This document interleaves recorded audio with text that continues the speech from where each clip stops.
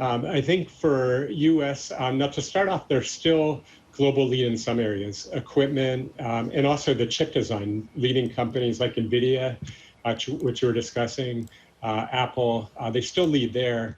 Part of the model that's worked, though, has been outsource the manufacturing, focus on design, outsource the manufacturing. That's worked quite well. Now, what's happened in the last year, though, all the demand from COVID, where it accelerated electronics, the 5G ramp in China, has gotten us into this situation now where we're really in shortage globally. So part of that issue now, the existing players are trying to ramp up the capacity. Last week, TSMC had the customer letter, 100 billion of spending. So part of that will be the existing players. Mid to long term, though, I do think US coming out of COVID wants to improve the capability domestically. And having self-sufficiency on manufacturing, or at least more of that in domestic sites could help it, especially when you get into these constraints. And also if any risk on advanced technology, if anything's cut off.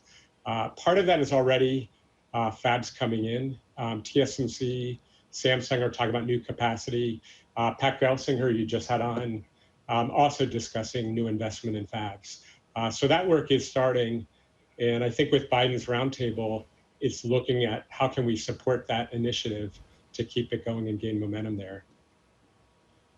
Yeah, absolutely. It's going to be interesting to see how this plays out on the US side. But Randy, as we see the US and China decoupling when it comes to chip manufacturing, who do you see as the potential winners and losers here? Yeah, in the decoupling, I think first what you're seeing with the US, they are trying to selectively restrict China.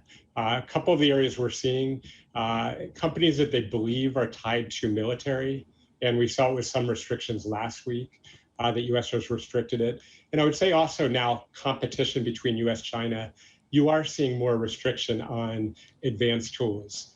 So for that potential loser, in some ways, the Chinese that have been focused very much on trying to advance technology and compete stronger, that's where you've seen some of the restrictions. Back to winners, though, in China, a lot of companies are focused on relatively mature chip technology that's either accessed globally. And I think from US perspective, they don't want a complete decoupling. They still wanted to supply a lot of mainstream equipment that other overseas companies are supplying.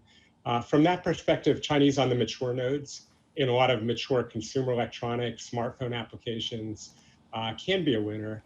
I think the other set of winners really out of this decoupling or set up of fabs in more locations, the arms merchants, the semiconductor equipment companies, really placed to see some of this investment where you have these US fabs getting built, but also in China, they want to build up more of their capacity to do the memory and the logic spending. So I'd say from that, there are a couple winners. Technically, you never want to see the tech war, but I think a few areas can win from this.